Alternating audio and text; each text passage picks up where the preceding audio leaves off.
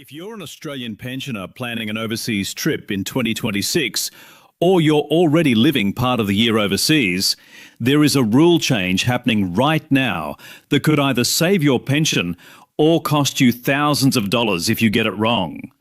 And most people won't hear about this until it's too late. Stick with me for the next few minutes, because by the end of this video, you will know exactly how the new 12-week rule works, when it starts, what happens if you go past it, and the one mistake that trips up more pensioners than anything else. Welcome back to Centrelink Age Pension, the channel where we break down every Centrelink rule, every payment change, and every update that affects your pension, in plain English, no jargon, no confusion.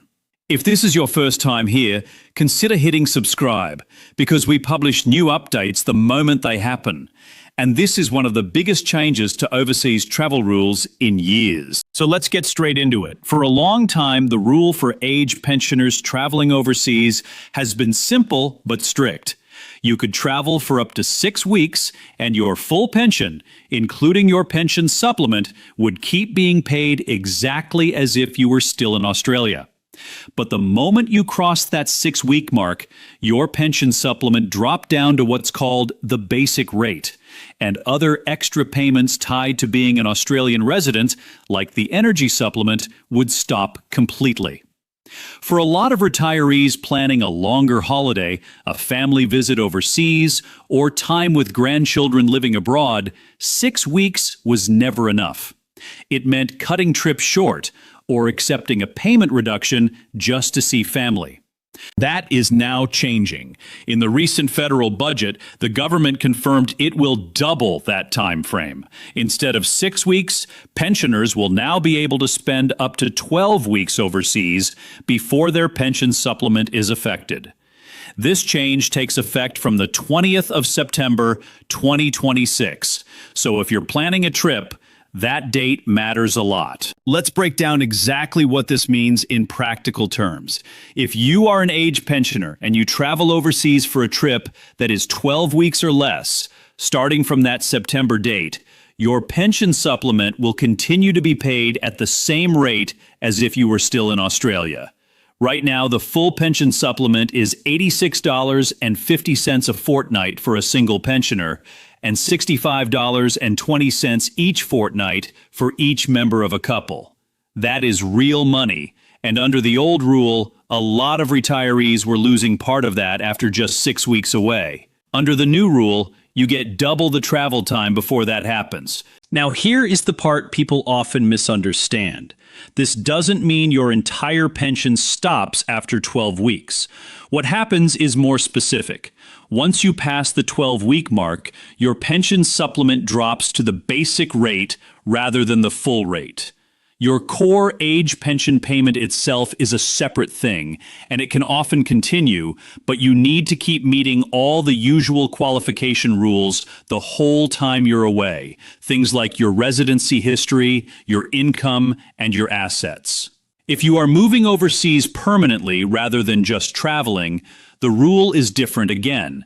Your supplement stops immediately from the day you leave. It doesn't wait for any grace period at all. There's also a bigger threshold further down the track that a lot of people don't know about, and that's the 26-week mark. If your time overseas stretches out to 26 weeks or more, your pension rate can be recalculated based on how long you lived in Australia as a resident between age 16 and age pension age. If you had 35 years or more of Australian residency during that working life period, in most cases your rate won't change. But if you have less residency than that, your payment can be reduced on a sliding scale. So the 12-week rule is about protecting your supplement on shorter trips. But the 26-week rule is a completely separate calculation based on your residency history. And that one hasn't changed. Now let's talk about the part that catches people out more than anything else, and that is telling Centrelink about your travel in the first place. A lot of pensioners assume that because immigration systems are automated, Centrelink will just know when they've left the country and when they've come back. And yes, Australia's immigration data is shared with Services Australia, but that does not remove your responsibility to actually report your travel plans yourself. If you have a Centrelink online account linked to MyGov, you can and should log in before you leave and tell them about your trip directly. This also lets you check exactly how your specific payment will be affected, because not every payment type is treated the same way. If you can't do it online, you can call Centrelink directly and update them over the phone. Skipping this step is one of the most common and costly mistakes pensioners make. If you don't report your travel and your payment doesn't adjust the way it's supposed to, you can end up with an overpayment. And overpayments have to be paid back. Nobody wants to come home from a long-awaited trip overseas to a letter saying they owe Centrelink money. So the simple habit that protects you is this. Before you leave Australia, log into your MyGov-linked Centrelink account or call them and tell them your travel dates.